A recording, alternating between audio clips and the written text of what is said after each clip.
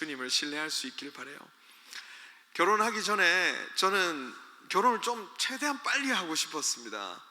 결혼을 저는 꿈꾸고 사모했어요. 예. 어떤 분들은 결혼을 이렇게 얘기하더라고요. 결혼과 죽음은 늦을수록 좋다. 예. 여러분 어떻게 생각하세요? 결혼과 죽음은 늦을수록 좋다. 이 남편들이 보통 이런 얘기를 많이 하더라고요. 저는 그 얘기를 듣고 그렇게 마음이 와닿지 않았습니다. 오히려 결혼을 정말 행복하게 살아가는 가정들이 있었어요. 아름답게 가정을 꾸리고 자녀를 낳고 행복하게 사는 그 선배님들, 그분들의 삶을 보고 그분들의 이야기를 듣고 나니까 제 마음속에 오히려 그 결혼과 죽음이 늦을수록 좋다라고 말한 그 형들의 그 말보다 오히려 저는 삶으로 진짜, 이 소리가 이상하죠? 삶을 통해서 결혼의 아름다움을 저에게 보여준 그 사람들의 마음에 더 이끌리게 되었던 기억이 있습니다. 그래서 저는 결혼을 지금도 그래요. 여러분, 결혼 빨리 하는 게 좋다. 왜냐면 저도 결혼을 해보니까 결혼하는 거 너무 좋은 일이에요. 그래서 하루빨리 했으면 좋겠다. 여러분들도 기회가 있으면, 물론 뭐 스스로 할 수 없는 환경에 처해지신 분들께는 깊은 아쉬움, 안타까움의 마음을 전하게 되지만, 할 수 있다면 이 결혼을 같이 하고 빨리 하고, 무엇보다 제가 인생 가운데 여러분에게 정말 추천하고 싶은 일이 있다면, 여러분 사랑하는 사람과 그리고 이 아이를, 그 사랑하는 사람 사이에 나온 그 새 생명을 안는 그 일, 여러분 그 일은 인생 그 어떤 경험보다도 값진 경험이니 그 경험은 여러분 꼭 해보시면 좋겠습니다. 그래서 저는 그거의 증인이에요. 정말 해봤어요. 정말 누려봤고 그 삶이 얼마나 복된지 알고 있기 때문에, 여러분이 이 세상에 아무리 결혼은 미친 짓이라고 얘기를 한들, 그러나 진짜 여러분 결혼의 아름다움을 알고 또 이 자녀를 낳는, 그 생명을 낳는 그 아름다움을 알고 그 길로 한번 도전해 봤으면 좋겠다. 저는 청년들에게 그런 증인이 되고 싶은 마음입니다. 또 하나의 증인이 되고 싶은 마음은 복음이 또 어떤 생명을 낳는가 하는 것에 대한 증인이 되고 싶어요. 저는 복음을 25살에 이제 듣게 되었다라고 말씀드린 적이 있죠. 저는 꽤 늦은 나이에, 뭐 늦지도 않았죠. 25이면 이제 듣고 온 분들도 계시니까, 25이라는 나이에 복음을 듣고 복음이 얼마나 아름답고 내 인생을 부요하게 하는지를 경험하고, 제가 그 이후로 제 인생은 어떤 삶이냐면, 다른 사람들이 그 복음의 영광과 기쁨을 누렸으면 좋겠다라고 하는 그 삶으로 지금 계속 나아가고 있어요. 어떤 삶이죠? 복음의 증인이 되어 살아가는 것이 저에게선 너무 복되고 기쁜 일입니다.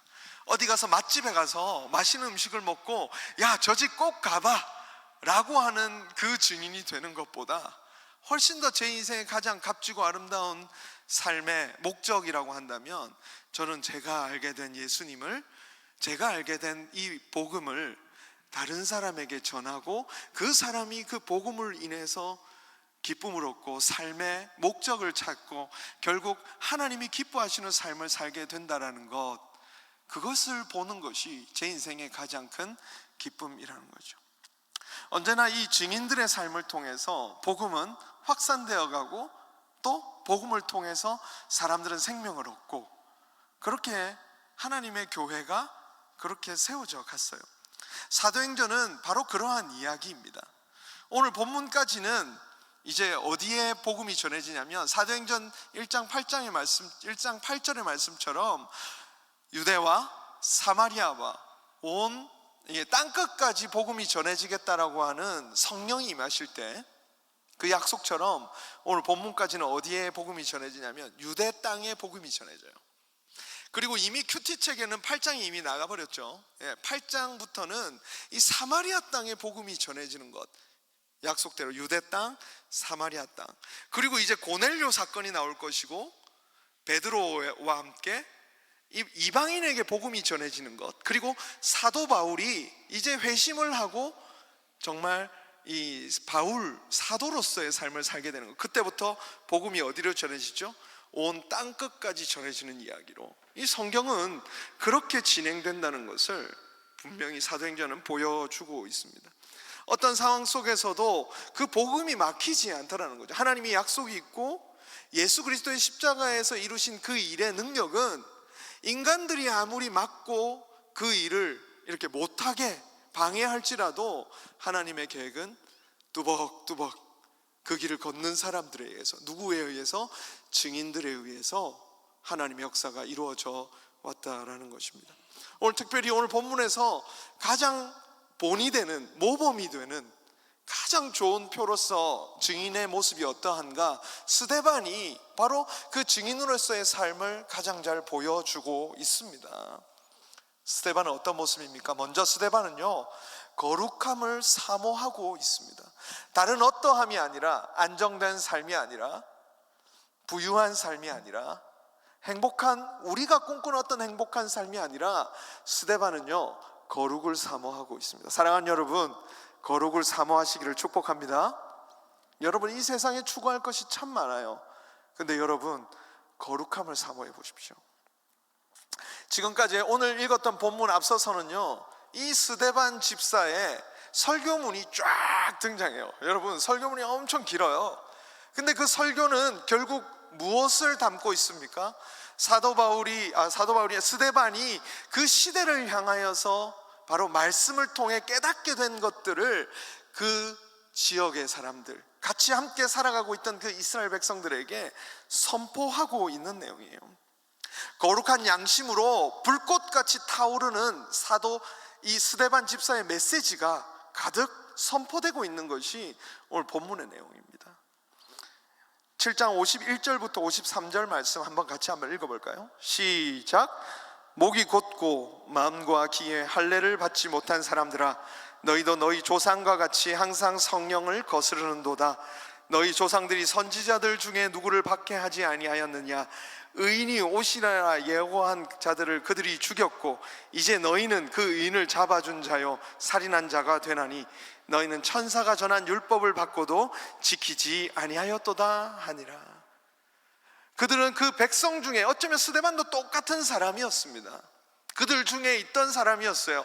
그러나 성령을 받고 말씀을 깨닫게 되면서부터 이 거룩함, 깨끗함, 정결함에 대한 눈이 뜨여지고 그것을 사모하면서 그 지역에 같이 함께 살아가고 있던 사람들을 이제 영적으로 깨우기 시작했던 거예요. 그전에는 똑같이 어쩌면 안정된 삶을 살기 위해서, 어쩌면 이 세상이 우리에게 주고 있는 그 가치들을 쫓아가면서 살아갔을 겁니다. 그런데 성령을 통해 말씀을 깨닫게 되면서 이 스데반 집사는 그 시대의 죄악을 깨닫고 유대교가 가지고 있던 그 잘못된 신앙이 무엇인지 그 죄악들에 깨어서 다시 거룩함으로 그 지역에 있는 사람들을 이끌기 위한 자리로 나아가게 되었다라는 것입니다. 여러분, 믿음의 사람들은요, 생각해 보세요. 성경을 봐도 그렇고 역사적으로도 그래요. 대대로 그 시대가 놓치고 있는, 그 시대가 거절하고 있는 그 진리, 거룩한 삶이 무엇인지를 보여주는 자리에 서 있었습니다. 그건 역사적인 사실입니다. 여러분, 영국의 정치가였던 윌리엄 윌버포스라는 사람을 여러분 들어본 적이 있을 것입니다. 이 사람이 했던 가장 여러분 그 성과 중에 하나는 뭐냐면 노예 제도를 폐지한 거예요. 그 법안을 만들기 위해 평생을 노력한 것입니다. 노예 무역을 폐지하는 일에 그의 삶을 헌신했다는 것이에요. 그런데 생각해 보십시오. 여러분, 왜 노예 제도가 폐지되지 못하고 한평생을 노력해서야만 이 제도가 결국에 폐지될 수 있었을까요? 그것은 사람들에게 이익을 갖다 주었기 때문이에요. 영국은 우리가 잘 알지만 이 바다에서의 국방력이 굉장히 뛰어납니다. 그러니까 배를 만들고 이 배를 온 세상에 다니게 하면서 그들이 세상을 지배할 수 있었던 그 힘이 바로 어디에서 나왔죠? 그들이 바다에서 굉장한 힘을 갖고 있었기 때문이에요. 근데 그 바다의 힘으로 점점 이 세상을 돌아다니면서 어떤 일을 했냐면 노예들을 수송하는 역할을 감당한 거예요. 아프리카에서 노예들을 이렇게 잡아다가 아메리카 대륙으로 팔아 넘기는 그 일에 수송하는 역할. 왜? 영국은 그 일을 잘하니까 그 일을 한 거죠. 그러니까 이게 여러분 수치상으로 볼 때 이 영국의 전체 어떤 국가 경제의 3분의 1을 차지했다고 합니다. 그러니까 얼마나 많은 부를 노예 무역을 통해서 벌어들였냐 이거예요. 그러니까 여러분 그런 상황이라면 사람들이 과연 그것을 포기할 수 있을까요? 이것이 나에게 돈을 가져다 주는 일인데, 국가를 튼튼하게 해주는 일인데 과연 이것을 포기할 수 있었을까? 그런데 여러분 이 윌버포스라는 사람은 그것의 죄악을 알게 됐던 거예요. 여러분 가끔 여러분 매스컴을 통해서 어떤 책을 통해서 본 적이 있을 거예요. 노예들이 어떻게 운반되었는지. 그냥 배 밑창에 앞뒤로 이렇게 눕혀가지고 그거는 정말 말도 못합니다. 거기서 묶어놓고 배설을 하고 그 상태로 노예를 운반하는 거예요. 그것에 대한 죄악, 시대적 죄악을 깨닫게 된 것이 윌버포스라는 사람이었다라는 것이죠. 여러분, 여러분에게 오늘 이 시대의 죄악이 보이시나요? 하나님의 말씀을 받아들은 사람들은 대대로 바로 그 시대가 품고 있는 죄악이 무엇인지를 발견하고 그것을 하나님 앞에 정결함으로 거룩함으로 바꿔가기 위해서 삶을 때로는 희생했던 사람들이에요. 여러분은 과연 지금 현재 이 밴쿠버가 어떤 모습으로 보여지고 있으십니까? 밴쿠버는 한국에서 어쩌면 여기에 지금도 여기에서 태어나고 자란 친구도 많겠지만 어쩌면 이 밴쿠버는 기회의 땅이에요. 네? 기회의 땅입니다. 한국은 어떤 조선, 헬 조선이라고 부르는 그 땅을 벗어나 이곳에 기회를 찾기 위해 왔지만 제가 보니까 두 부류예요. 그 기회를 찾다 결국에 찾지 못해서 좌절하고 낙심한 사람들. 처음엔 좋죠. 이 자연 얼마나 좋아요. 네, 너무 아름답고 좋아요. 근데 진짜 이 땅에서 살기 위해서 애를 쓰고 노력하면서 결국 좌절, 여러 가지 장벽에 부딪히며 점점 이 땅에서의 삶을 힘들고 고생스럽게 느끼기 시작하는 사람들. 반대로 이 땅에서 그 기회를 잘 잡은 거예요. 언어도 웬만큼 잘하고 직장도 좋은 직장 얻고 이제 결혼도 하게 되면서 안정된 삶을 찾는 사람들. 그리고 여러 가지 이 땅이 주는 그 레저 타임, 어디서나 즐길 수 있는 레저 타임. 물론 다른 게 할 게 없어서 그걸 하고 있는 사람들이 많지만 저는 대부분의 사람들이 그 중간 어디 사이쯤 있는 것 같아요. 좌절하거나 성취하거나 그 중간 어디쯤에 살고 있는 것 같아요. 저는 여러분들이 운동을 열심히 하시는 모습들을 보면 가끔 그런 생각이 들어요. 저 친구 혹시 방황하고 있는 것 아닐까? 진짜 우리가 이 땅에서 거룩하게 살아야 될 그 삶의 목적을 발견하지 못해서 그것이 오늘 내 삶의 유일한 탈출구가 아닐까?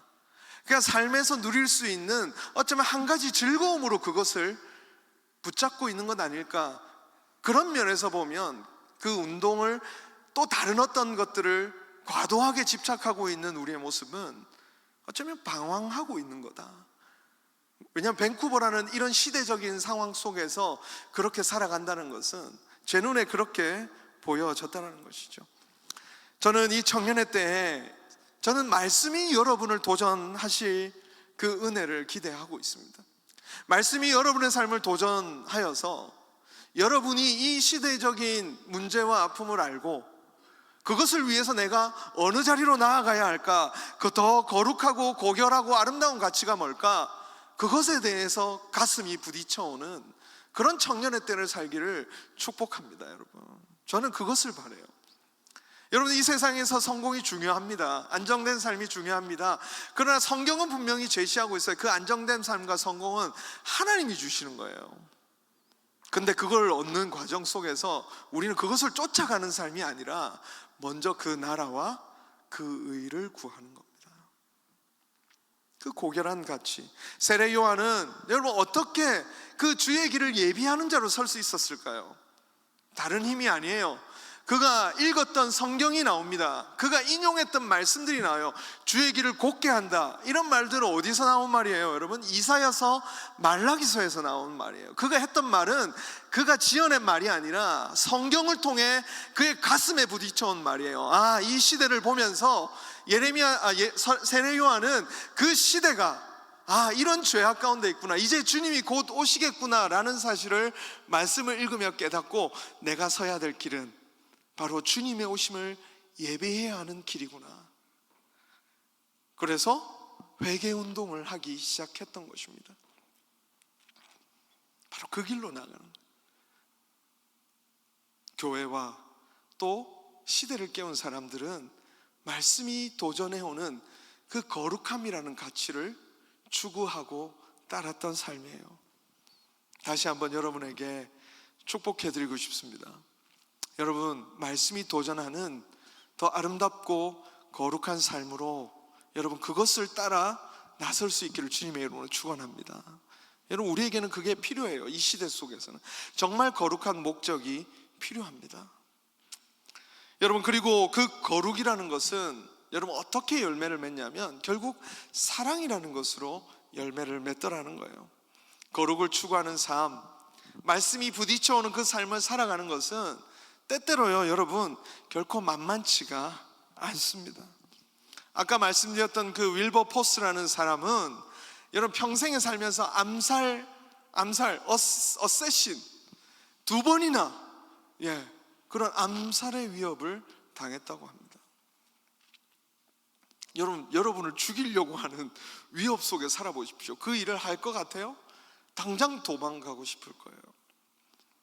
우리 집에도 누가 지나가다가 창문을 깨고 돌을 던져서 창문을 깨고 간다면 겁이 나서 다시는 그 일을 하지 않을 것 같은, 저는 정말 좁은 용기를 가진 사람이거든요. 근데 2번이나 살해 위협. 오늘 스데반 집사의 모습을 보십시오. 그는 돌을 맞고 사람들이 일제히 그를 향해 달려듭니다. 54절 같이 한번 읽어보겠습니다. 시작. 그들이 이 말을 듣고 마음에 찔려 그를 향하여 이를 갈거들. 이를 가는 사람들이 내 옆에 있는 거야. 진리를 따라 살다 봤는데 거기에 행복하고 좋은 일, 모든 일이 잘 풀려지는 일이 아니라 어떤 일? 사람들이 이를 갈고 그 일을 싫어하더라는 거예요. 물론 오늘 우리가 살아가는 이 현실 속에서 이 정도 스케일의 핍박을 받고 고생을 당할 일은 없습니다. 그럼에도 불구하고 우리가 달려가는 길은 어쩌면 교묘하게 사람들이 우리를 이상한 눈으로 바라볼 거예요. 어쩌면 우리는 서로 알아채지 못한 채로 우리가 지금 왕따를 당하고 있을지도 모르겠습니다. 사람들은 생각처럼 그 마음을 잘 열지 않고 움직이지도 않아요. 그게 어쩌면 거룩을 따라, 말씀을 따라가는 삶에 마주치게 되는 어려움이라는 것입니다. 브랜치 장들, 옆에 있는 브랜치 장들에게 여러분 위로와 격려를 해주세요. 여러분 생각해 보십시오. 브랜치 장들 쉬울 것 같아요? 매주 여러분의 그 모임을 인도한다는 건 여러분 엄청난 부담감입니다. 자, 브랜치 장들 어제 밤새서 집에서 공부했죠? 갑자기 안 한 사람들 이렇게 가슴이 부끄러지나요? 지금 하고 계신가요 혹시? 여러분, 이게 공부를 많이 하든 적게 하든 그 부담감이 엄청나요. 그리고 나서 여러분 더 이렇게 브랜치장들의 증언에 의하면 저도 설교하고 나서가 제일 힘들거든요. 내가 제대로 전했을까? 내가 제대로 한 걸까? 나의 잘못은 없었을까? 내가 이렇게 했어야 되는데 저렇게 했어야 되지 않을까? 하는 그 마음이 몰려 들어오면 여러분 밤에 잠을 못 자요. 그게 브랜치장들이 가지고 있는 부담감이에요. 결코 쉽지가 않다는 거죠. 브랜치장을 하면 처음 할 때는 어때요? 소망이 막 불러일으켜 내가 이렇게 하게 되면 진짜 아름다운 브랜치를 꿈꾸면서 사람들이 막 이렇게 들어와서 정말 으쌰으쌰하고 말씀을 듣고 서로 회개하고 막 그렇게 될 것 같지만, 여러분 옆에 보세요. 새로운 친구들이 꽤 많아요. 여러분만 새로운 게 아니라 새로운 분들 지금 많은 사람들이 새로 왔어요. 근데 이분들이, 여러분들이 이 브랜치 안에 들어가면 어떨까요? 서로 어색하잖아요. 그 과정을 서로 거쳐가야 되는 시간들도 있다는 거죠. 생각보다 우리의 삶은 힘들고 그 소망만큼 모든 일들이 편안하게 이루어지지는 않는다는 것입니다. 뭔가 잘하고 싶은데 어려움들이 닥쳐 들어오는 것이, 많은 도전들이 존재하는 것이 바로 우리가 거룩하게 하나님의 소망을 주신 일을 하면서 달려갈 때 만나게 되는 일이에요. 그런데 오늘 우리는 스데반을 보면서 우리가 거기서부터 한 발짝 더 나아가야 된다는 사실을 보게 됩니다. 스데반에 주어진 위험은 그를 죽이려는 사람들이에요. 그를 방해하려고 하는 사람들입니다. 그런데 그때 스데반의 반응이 놀랍습니다. 59절 60절 말씀인데요, 같이 한번 읽어보겠습니다. 시작. 그들이 돌로 스데반을 치니 스데반이 부르짖어 이르되 주 예수여 내 영혼을 받으시옵소서 하고 무릎을 꿇고 크게 불러 이르되 주여 이 죄를 그들에게 돌리지 마옵소서, 이 말을 하고 자니라. 자기를 돌로 치려고 하는 사람들, 돌로 쳤어요. 심지어 돌을 맞았어요. 근데 여러분, 이 돌은 그냥 조그만한 옆에 자갈을 들어서 던지는 게 아니에요. 제가 머리가 좀 큰데 제 머리만한 돌을, 제 머리보다 더 큰 돌을 가지고 사람을 향해 던지는 거예요. 심지어 돌 무더기가 쌓일 만큼 던집니다. 그런데 그때에 스데반이 하는 말은 뭐예요?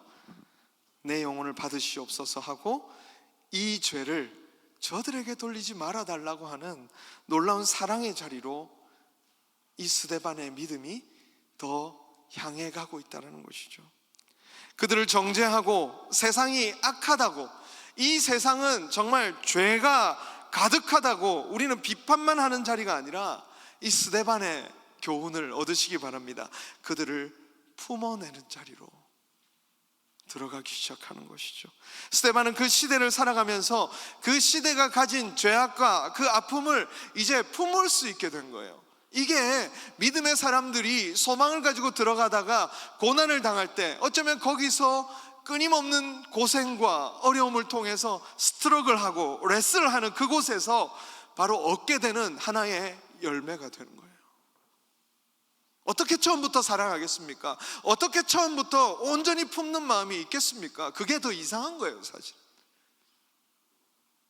힘들고 어렵지만 그 시간들을 끊임없이 부딪혀가며 그 속에서 만들어지는 것들이 바로 이 사랑이라는 거예요. 우리는 참 많은 안타까운 상황들을 만납니다. 고생스러운 삶을 살기도 하지요. 그러나 여러분, 이 고난과 죽음이 단순히 여러분 스데반에게 있어서 어떤 일로 다가온 거예요? 그냥 개인적인 죽음이 아닌 거예요. 이것을 잘 이해해 보십시오. 그 시대가 가진 문제의 결과라는 사실을 이해하기 시작한 거예요. 우리가 사랑할 수 있는 지점이 바로 그겁니다. 복음이 필요하다는 것을 이해하는 지점이 그렇고, 복음으로 사람을 세우기로 작정하는 지점이 그거예요. 그냥 이 현실적인 어려움과 문제가 우리를 덮쳐올 때 그 덮쳐오는 어려움에 그냥 무너지지 않는 것은 그것이 단지 개인적인 내 삶의 어려움이 아니라 이 시대가 갖고 있는 문제, 죄와 사망 권세가 붙들고 있는 이 세상의 문제라는 것을 이해하기 시작할 때 우리는 점점 그 시대와 사람을 진짜 품을 수 있는 자리로 들어가게 되는 것이죠. 예수님이 십자가에서 여러분 얼마든지 자기를 조롱하고 자기를 죽이려는 사람을 어떻게 할 수 있어요? 공격하실 수 있어요. 심지어 이렇게 말씀하십니다. 군단을 보내서, 하나님의 천사의 군단을 보내서 내가 이들을 다 멸할 수 있다고. 근데 그렇게 하지 않으세요. 왜? 여러분, 문제는 그들을 그냥 죽인다고 해서 해결될 문제가 아니라 예수님이 걸어가야 될 길, 자신의 십자가를 지고 걸어가는 것, 자신의 십자가를 발견하는 곳은 어디입니까? 왜 그 길을 끝까지 묵묵히 십자가를 지고 걸어갈 수 있습니까? 이 십자가가 마침내 어떤 일을 이루어낼지를 보게 된 것이죠. 그 십자가가 결국 자신에게 닥쳐진 이 괴로움을 해결할 수 있는 길이 아니라 모든 인류가 그 문제로부터 고침을 받고 회복을 받을 수 있는 길이라는 사실을 이 예수님은 보시면서 그 십자가의 길을 걸어간 것이죠. 예수님은 마가복음 8장 34절에서 이렇게 기록합니다. 무리와 제자들을 불러 이르시되 누구든지 나를 따라오려거든 자기를 부인하고 자기 십자가를 지고 나를 따를 것이니라. 여러분, 자기 십자가가 뭡니까? 여러분의 십자가는 뭐예요? 단지 고생, 그 고난, 그것을 십자가라고 말하지 않습니다. 여러분, 그 고생과 고난, 여러분 이 세상의 어려움들을 끊임없이 부딪혀 가다 보면 어느 순간 보여요. 내가 진짜 걸어가야 될 길이 뭔지. 그게 십자가예요. 십자가는 단순히 여러분이 지고 갈 고생과 고난을 얘기하는 거 아니라 그 고생과 고난을 끊임없이 부딪혀 가다 보면 이 문제 자체가 고난이 아니라 내가 이 문제를 위해서 어떠한 길을 걸어가야 될까라는 그 또로로 하고 결론이 하나 나와요. 그게 십자가입니다. 저도 이 밴쿠버의 삶에 참 뼈아플 때가 많았어요. 뼈아프게 고생스럽고 힘든 순간들이 많았어요. 근데 그때 저는 그 뼈아픔 때문에 끊임없이 하나님 앞에 매어달렸습니다. 이게 뭡니까? 이게 뭡니까? 왜 나를 힘들게 만드는 사람들이 있고 왜 나를 힘들게 만드는 이 환경들이 있습니까? 끊임없이 그것 때문에 부딪혔어요. 근데 거기서부터 뭐가 나오냐면 또로로 결론이 하나 나와요. 이게 밴쿠버의 아픔이구나. 밴쿠버가 가진 고통이구나. 밴쿠버를 우리가 품고 나아가야 될 아픔이구나. 그러면서 그 자리에서 내가 무엇을 할 수 있을까? 나의 십자가는 뭘까? 이제 발견해 가기 시작하는 겁니다. 사랑하는 여러분, 자기 십자가를 발견하는 데까지, 그 사랑으로 그것을 품고 이제 섬기는 데까지 한 걸음 더 여러분 거룩한 발걸음을 옮겨갈 수 있었으면 좋겠어요.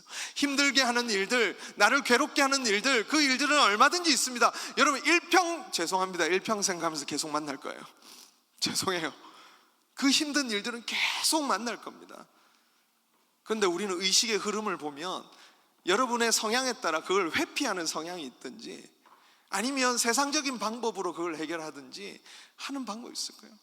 여러분, 그것을 넘어서서 자기 십자가를 지는, 정말 예수님처럼 스데반처럼 그것을 사랑으로 품어내는 자리까지 여러분 들어갈 수 있는 그 영광스러운 길을 가볼 수 있으면 좋을 것 같아요.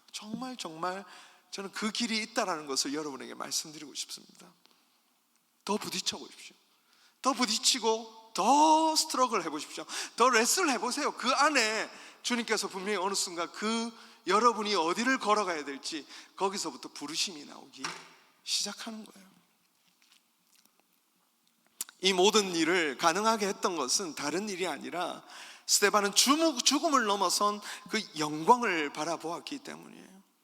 스데반은 죽음을 넘어서서 그 영광을 바라보기 때문에 그것을 놓치지 않으려고 하는 그 믿음의 눈을 계속 성령을 통해서 공급받고 있었기 때문에 그는 이 모든 일을 바로 할 수 있게 된 것입니다.